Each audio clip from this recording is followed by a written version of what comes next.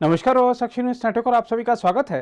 लोकसभा चुनाव से पहले सर्व समाज तक अपनी पहुंच बढ़ाने के प्रयासों के तहत बीजेपी नेता आजकल आदिवासी समाज के बीच भी खूब जा रहे हैं। खासतौर पर इस वर्ष के अंत में होने वाले राजस्थान, छत्तीसगढ़ और मध्य प्रदेश विधानसभा चुनाव में आदिवासी और जनजातीय समाज की बड़ी भूमिका को देखते हुए उन पर खास ध्यान दिया जा रहा है। इस क्रम में प्रधानमंत्री नरेंद्र मोदी आज जहां मध्य प्रदेश के शहडोल में थे, तो वहीं रक्षा मंत्री राजनाथ सिंह पड़ोसी राज्य छत्तीसगढ़ के कांकेर में थे। प्रधानमंत्री ने शहडोल जिले से राष्ट्रीय सिकल सेल एनीमिया उन्मूलन मिशन का शुभारंभ किया और लाभार्थियों को सिकल सेल आनुवंशिक स्थिति कार्ड भी वितरित किया। इस मिशन का उद्देश्य विशेष रूप से आदिवासी आबादी के बीच सिकल सेल रोग से उत्पन्न गंभीर स्वास्थ्य चुनौतियों का समाधान करना है। हम आपको बता दें कि सिकल सेल एनीमिया एक दोषपूर्ण जीन हीमोग्लोबिन एस के कारण होता है, जिसके कारण लचीली लाल रक्त कोशिकाएं कठोर कोशिकाएं बन जाती हैं, जिससे रक्त प्रवाह बाधित होता है और अंग क्षति का खतरा बढ़ जाता है। प्रधानमंत्री ने इसके साथ ही जिले के पकरिया गांव का दौरा किया और आदिवासी नेताओं, स्वयं सहायता समूहों और पेसा यानी अनुसूचित क्षेत्रों के लिए पंचायत विस्तार अधिनियम समितियों के नेताओं और ग्राम स्तरीय फुटबॉल क्लबों के कप्तानों से भी बातचीत की। दूसरी ओर कांग्रेस पर देश में आज़ादी के बाद अपनी राजनीति को प्राथमिकता देने और आदिवासियों की उपेक्षा करने का आरोप लगाते हुए रक्षा मंत्री राजनाथ सिंह ने कहा है कि प्रधानमंत्री नरेंद्र मोदी के नेतृत्व में प्रभावी कार्रवाई के कारण वामपंथी उग्रवाद सिमटकर अब देश के केवल 10 से 12 जिलों में रह गया है, जिनमें से कुछ छत्तीसगढ़ में है। राजनाथ सिंह ने दावा किया कि यदि कांग्रेस सरकार ने पूरा सहयोग दिया होता तो वामपंथी उग्रवाद का सफाया हो गया होता।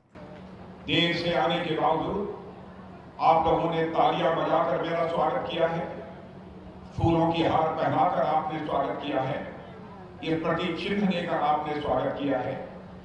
लेकिन भारत की परंपरा है और शिष्टाचार का तकाजा भी है कि स्वागत अभिनंदन अथवा राम राम या जोहार या सलाम दुआ कभी एक तरफा नहीं होना चाहिए। इसलिए मैं भी अपनी तरफ से शीश झुकाकर आप सभी बहनों भाइयों का हार्दिक अभिनंदन करता हूं। आप सभी का स्वागत है। बहनों भाइयों, माता दंतेश्वरी की इस पवित्र भूमि कांकेर की धरती को मैं एक बार पुनः शीश झुकाकर नमन करता हूं। जिला कांकेर समेत पूरे बस्तर का यह इलाका प्राकृतिक सौंदर्य और संसाधन की दृष्टि से पूरे भारत में जाना और माना जाता है। बस्तर का यह पूरा क्षेत्र मैं अच्छी तरह जानता हूं। केरल का जो राज्य है इस देश का, उससे भी कहीं बड़ा है। और मुझे याद है जब मैं पहली बार छत्तीसगढ़ आया था, मुझे राज्य ने, मुझे केंद्र ने यहां का प्रभारी बनाकर भेजा। नया नया राज्य बना था, मगर कांग्रेस के कुशासन से उस समय छत्तीसगढ़ की जनता जूझ रही थी। कांग्रेस की हुकूमत थी, भ्रष्टाचार था, जुल्म था, अत्याचार था, लोग त्रस्त थे। अरे कांग्रेस के उस समय नेताओं के खिलाफ बोलने की लोग हिम्मत नहीं करते, ऐसी हालत उस समय थी।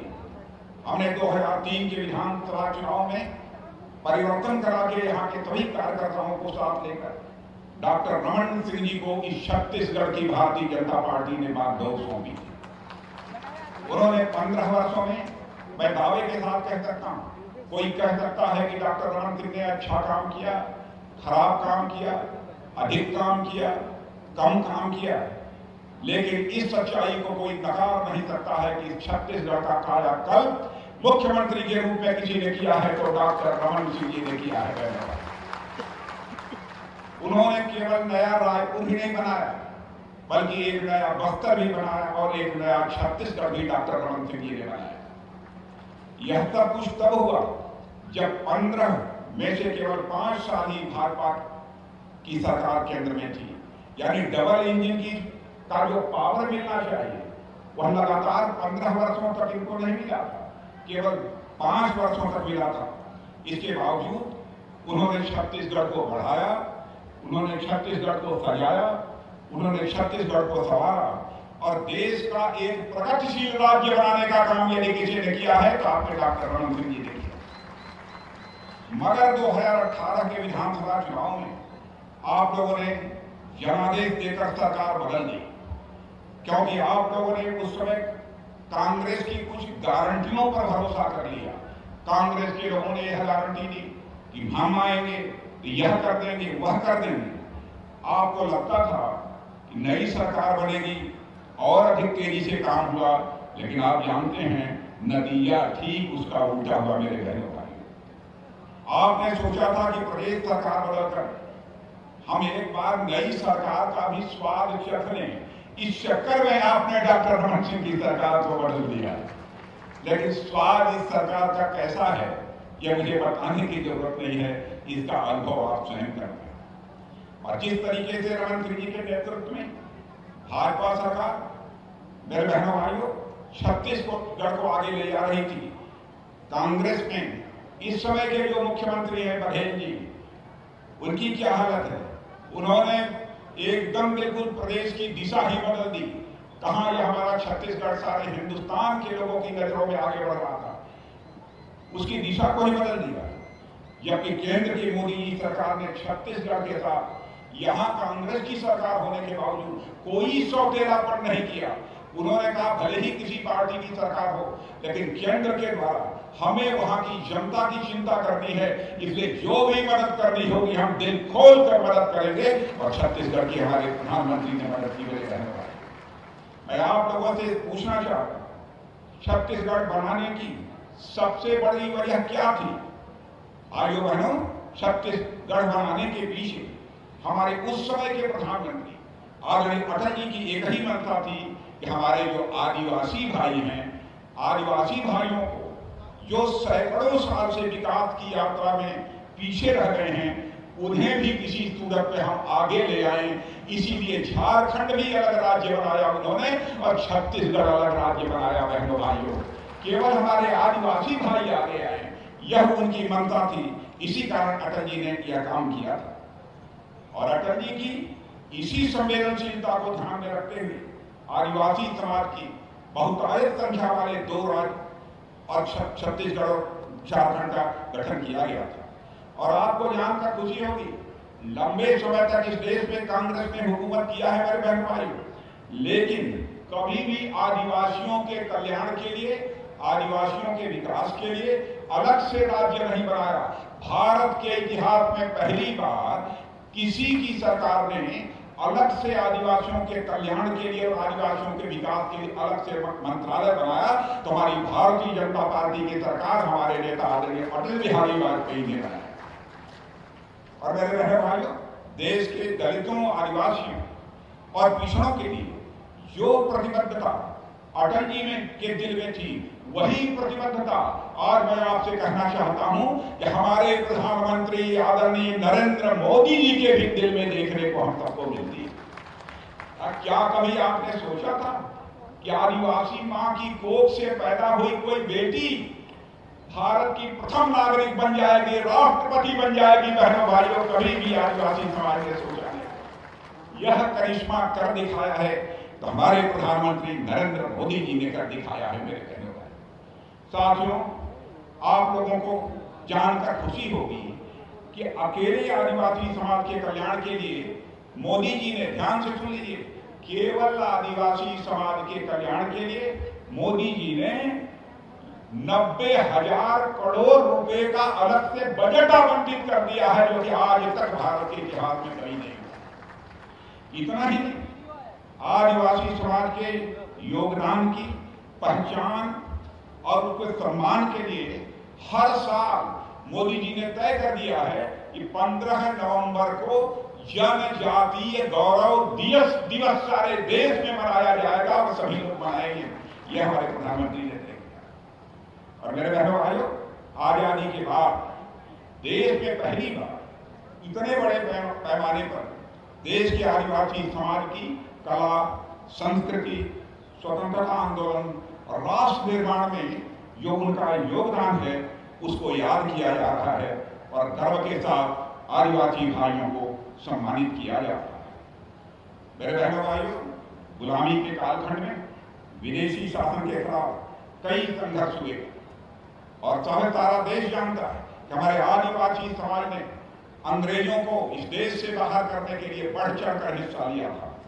और हम लोग ये सारी बातों को सारे देश के सामने ही नहीं, सारी दुनिया के सामने ला रहे हैं कि हमारे देश के आदिवासी भाइयों ने इस देश को आजादी दिलाने में कैसी भूमिका निभाई है। सारी दुनिया में हम इसे सामने ला रहे हैं। आज भारत अपनी स्वतंत्रता की 75वीं वर्षगांठ मना रहा है। तब बख्तर की इस पुनीत माटी से अपने जंगल और जमीन के लिए अंग्रेजों से लड़ते हुए, उनके दांत खट्टे करते हुए और अपना सर्वोच्च बलिदान देने वाले शहीद गुंडाधुर जैसे नायकों का स्मरण जब मैं यहां हूं तो स्वाभाविक रूप से मुझे आता है मेरे बहनों भाई।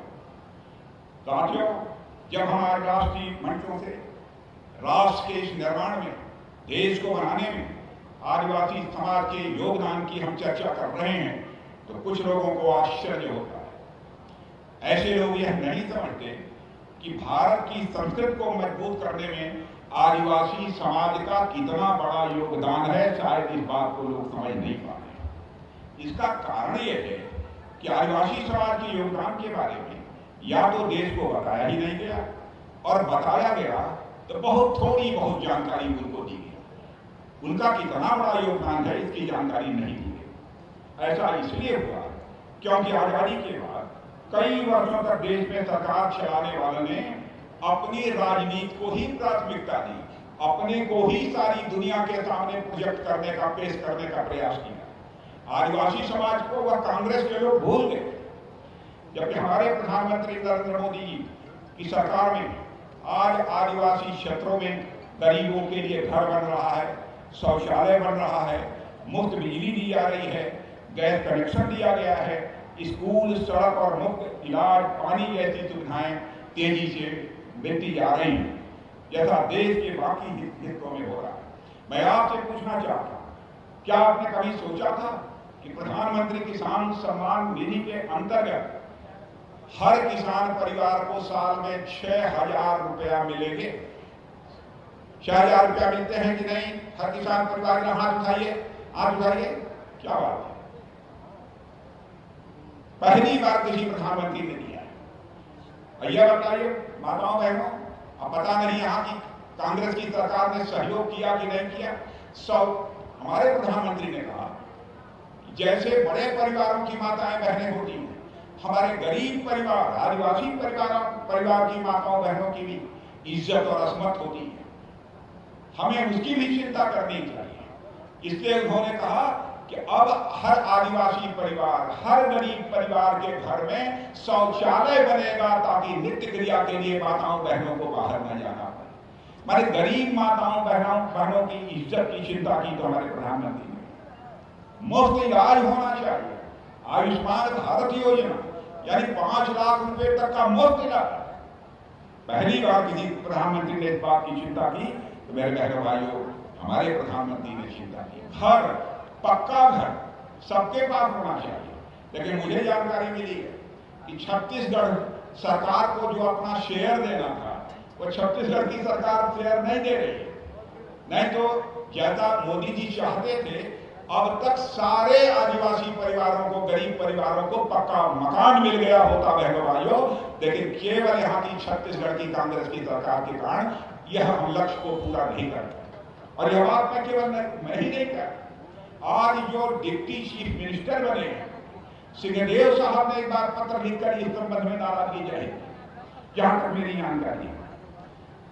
मेरे बहनों भाइयों, मोदी सरकार की सभी कल्याणकारी योजनाओं में आदिवासी आबादी के जिलों को प्राथमिकता दी जा रही है। साथियों, मैं आज आपके कांकेर के ही लाल अजय मांडवी से मिलकर आया। अजय मांडवी का नाम सुना होगा। छत्तीसगढ़ के कांकेर जिले के अजय मांडवी ने काष्ठ शिल्पकला, गोंड ट्राइबल कला का समागम किया है। उन्होंने नक्सली क्षेत्र में प्रभावित और भटके हुए लोगों को काष्ठ शिल्प कला से जोड़ते हुए क्षेत्र के 350 से ज्यादा लोगों के जीवन में बदलाव लाने का काम किया है। उनकी तरफ दिल्ली में बैठे हुए किसी सरकार का ध्यान नहीं गया। पहली बार अजय मांडवी जैसे लोगों पर भी, जो कि आदिवासी समाज थे, उनकी तरफ ध्यान पहली बार किसी का गया, हमारे और आपके प्रधानमंत्री नरेंद्र मोदी का गया। बहनों भाइयों, उन्होंने पद्मश्री से सम्मानित किया। मैं उनके घर गया था और उनके घर जाकर मैंने उन्हें खुद ही सम्मानित किया था। मेरे बहनों भाइयों, आज जनजाति वर्ग के कारीगरों के उत्पादों को राष्ट्रीय और विश्व के स्तर पर बढ़ावा दिया जा रहा है। पहले की 8-10 फसलों की तुलना में 90 से अधिक वनोपज है, जो चीजें वनों में पैदा होती हैं उन पर मिनिमम सपोर्ट प्राइस एमएसपी दी जा रही है। ऐसे जिलों की संख्या लगभग 150 से लगभग बहुत हो गई है, 150 से ज्यादा हो गई। और आपको जानकर खुशी होगी कि ऐसे जिलों के लिए भी 150 से ज्यादा मेडिकल कॉलेज भी हमारे मोदी जी खोल रहे हैं। मेरे बहनों भाइयों, 2500 से अधिक वन उपज विकास केंद्रों को 37,000 से अधिक स्वयं सहायता समूहों से जोड़ा गया है। यह काम भी यदि किसी ने किया है तो हमारे प्रधानमंत्री मोदी ने किया है। इस बस्तर में आज रेल नेटवर्क शुरू होगा, रेल चलेगी मेरे बहनों भाई, पहले से मजबूत हुआ है। इस काम को भी मोदी जी ने किया है।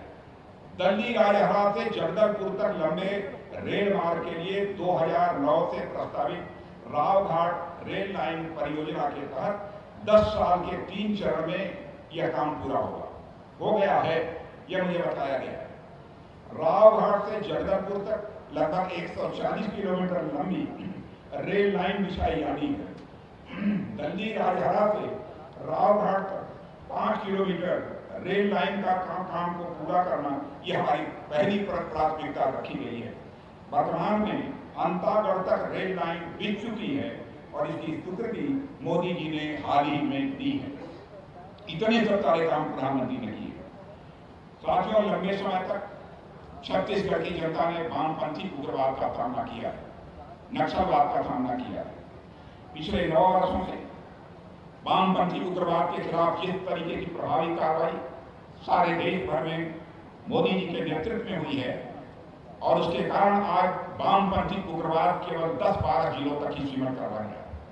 इनमें से कुछ जिले हमारे छत्तीसगढ़ के हैं, लेकिन छत्तीसगढ़ की सरकार का यदि पूरा सहयोग मिलता तो मैं दावे के साथ कह सकता हूं कि नक्सलिज्म का प्रभाव सारे हिंदुस्तान से समाप्त हो जाता मेरे बहनों भाइयों, लेकिन जो सहयोग मिलना चाहिए वह नहीं मिलता। वामपंथी उग्रवाद एक बड़ा संकट इसने पैदा किया। जबरन लोगों का धर्मांतरण कराया जा रहा बहनों भाइयों।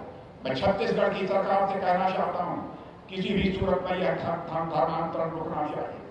बहनों भाइयों, जबरन किसी का धर्मांतरण कराना हम इसे कदाप स्वीकार नहीं कर सकते।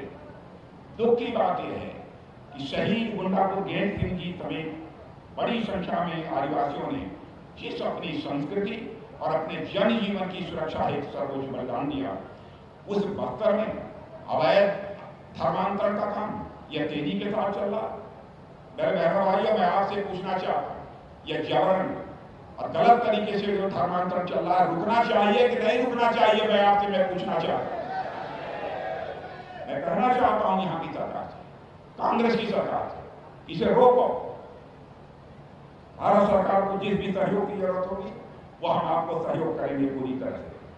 मेरे बहनों भाइयों, पिछले 5 सालों में मुझे बताया गया छत्तीसगढ़ में बहुत सारे घोटाले हुए। यहाँ गोठान घोटाला हुआ, राशन घोटाला हुआ, शराब घोटाला हुआ, और फिर कांग्रेस का पसंदीदा कोयला घोटाला है वह भी हुआ है। यानी केंद्र में सरकार थी तभी इन्होंने कोयला घोटाला किया था। हाथ और मुंह दोनों भ्रष्टाचार का दाग लेकर वह काला कर लेते हैं। कोयला जहां जाते हैं वहां कोयले के मामले में घोटाला होता है। यह स्थिति कांग्रेस की सरकार की। और मुझे यह भी बताया गया है कि केंद्र सरकार की कई ऐसी योजनाएं हैं जो बहनों भाइयों यहां की छत्तीसगढ़ सरकार ने उसको पूरा नहीं किया। शराबबंदी का वादा किया था, गंगा जल हाथ में लेकर वादा किया, और शराब की होम डिलीवरी शुरू कर दी है। हर घर में शराब बांटी जा रही है। किसानों को कर्ज मुक्त करने का वादा किया था। मैं आपसे पूछना चाहता हूं, कर्ज आपका माफ हो गया? माफ हुआ कि नहीं हुआ? आप बताइए, माफ हुआ है कि नहीं? इधर हुआ नहीं। जब साफ दिख रहा है कि आगामी विधानसभा चुनाव में कांग्रेस को छत्तीसगढ़ में हार का सामना करना पड़ेगा बहनों भाइयों, तो एक नया प्रयोग कर रहे हैं। 3 महीने के लिए उन्होंने डिप्टी सीएम बना दिया। 3 महीने के लिए डिप्टी सीएम बना दिया। लॉलीपॉप देने से आपकी सरकार नहीं बनेगी, बचेगी भूपेश जी। अब तो जनता ने फैसला कर लिया है कि छत्तीसगढ़ की कांग्रेस की सरकार से उखाड़ फेंको और भारतीय जनता पार्टी की सरकार छत्तीसगढ़ में बनाओ। मेरे बहनों भाइयों, मोदी जी के 9 वर्षों के कार्यकाल का जहां तक प्रश्न है, कोई सच्चाई को नकार नहीं सकता कि मोदी जी ने 9 वर्षों के कार्यकाल में क्रांतिकारी और युगांतकारी सुधारों की नींव रखी है। भारत का कद सारी दुनिया में बढ़ा है। पहले दुनिया के मंचों पर भारत कुछ बोलता था। भारत की बातों को दुनिया को जिस गंभीरता पूर्वक सुनना चाहिए वो नहीं सुनती थी, लेकिन आज भारत दुनिया के मंचों पर कुछ बोलता है तो सारी दुनिया कान खोलकर सुनती है कि भारत बोल क्या रहा है। यह भारत की हैसियत सारी दुनिया में बनी। तेजी से भारत का कद बहनों भाइयों बढ़ा है। ये बताइए, कोरोना का संकट यहां था कि नहीं? कोरोना का संकट था कि नहीं भैया? कोरोना का संकट था या? ये बताइए, जितने लोग यहां बैठे हैं, यहां से लेकर वहां तक, 2 डोज 3 डोज टीका सबको लगा है वैक्सीन का कि नहीं लगा? मेरे बहनों भाइयों, पीछे के लोग बताइए, आपको कोरोना का टीका 2 डोज 3 डोज लग गया है कि नहीं? इधर वाले लोग भी बताइए, इधर वाले लोग भी बताइए, लग गया। आज सुन लीजिए, दुनिया का सबसे धनवान और ताकतवर देश अमेरिका माना है। बहनों भाइयों, अमेरिका जैसे देश में भी सभी नागरिकों को कोरोना का के वैक्सीन का 2 डोज 3 डोज नहीं लगा है, जबकि जनसंख्या बामुश्किल 30-32 करोड़ की है। यहाँ की जनसंख्या 140 करोड़ की है, लेकिन हमारे प्रधानमंत्री मोदी जी ने 140 करोड़ लोगों को 2-2 3-3 डोज टीका वैक्सीन का लगवा दिया। यह टीका वैक्सीन भारत में नहीं बनता। उन्होंने हैदराबाद में जाकर, बंगलोर में जाकर हमारे वैज्ञानिकों का हौसला बढ़ाया। कहा, मेरे बहादुर वैज्ञानिकों, आप कुछ नहीं कर सकते हो।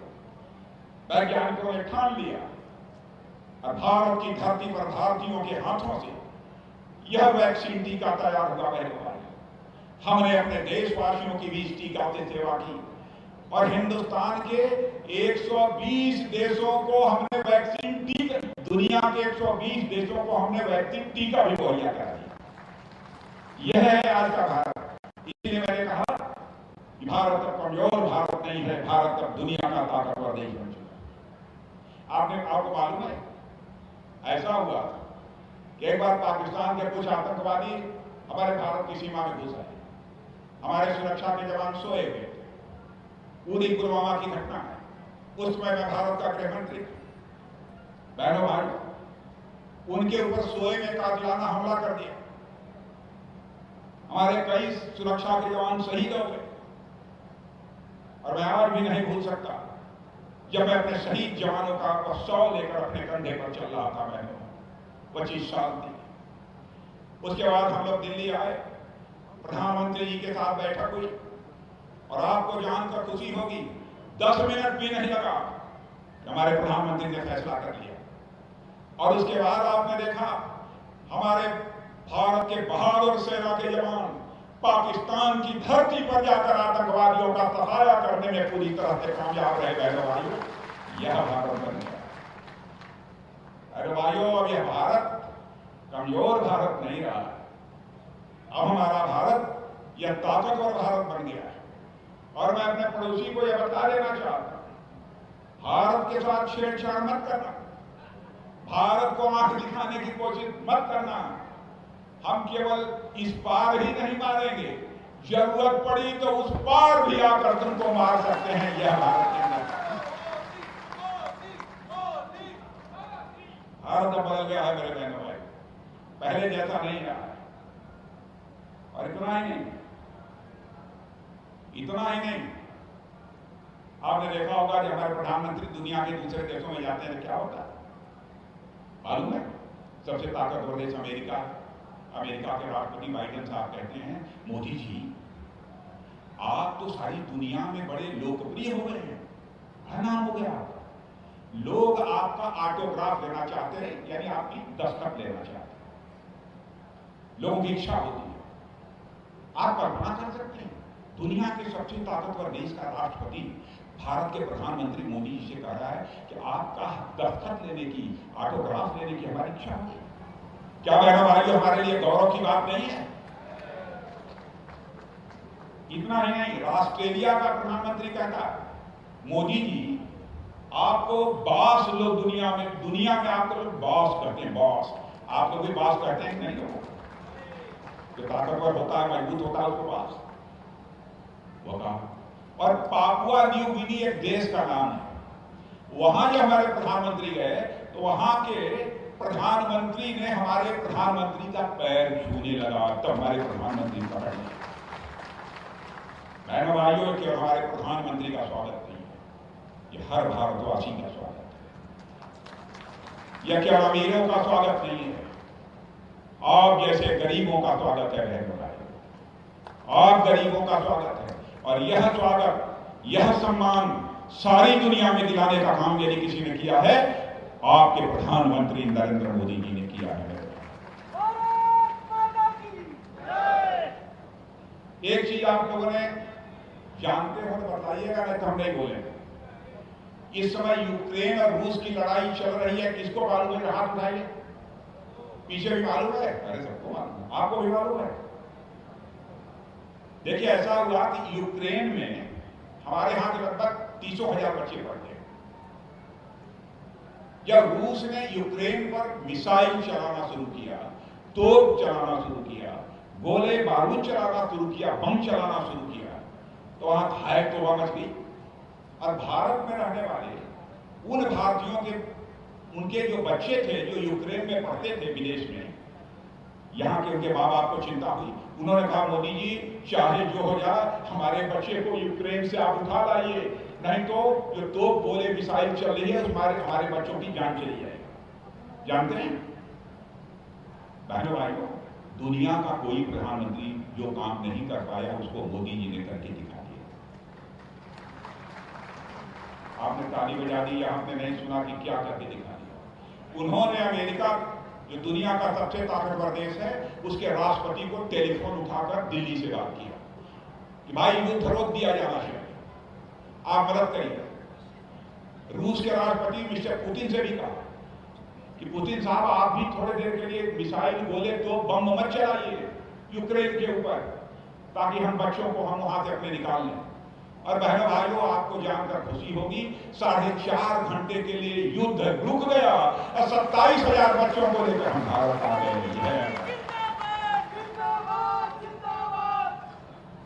बहनों भाइयों, कांग्रेस की सरकार देखी होगी, जब यह सरकार थी तो कैसे बड़े बड़े आरोप लगते थे। आपको मालूम है मनमोहन सिंह जी की सरकार में 2G घोटाला, 3G घोटाला, हमारे अरुण साहु जी प्रदेश अध्यक्ष, भाई अरुण साहु जी बहुत अच्छा बोलते हैं, मैंने सुना, मुझे खुशी है आपके प्रदेश अध्यक्ष, बहुत अच्छा, गर्व है मुझे, सांसद भी हैं। यह हालत है तो मैं क्या कर रहा, हाँ 2G 3G घोटाला, करप्शन का लगा था, तो करप्शन के मामले पर का चार्ज कांग्रेस के ऊपर लगा। अब केवल चार्ज ही नहीं लगा, उनको जेल की हवा भी खानी पड़ी उनके मंत्रियों को। लेकिन आपसे मैं पूछना चाहता हूं, कांग्रेसी लोग हमको बता दें कि हम मोदी जी के 9 वर्षों के कार्यकाल में उनकी सरकार पर किसी ने उंगली उठाकर कहा हो कि कोई भ्रष्टाचार की दाग है? एक आरोप नहीं लगा है बहनों भाइयों 9 वर्षों का कार्यकाल। सरकार ऐसी होनी चाहिए।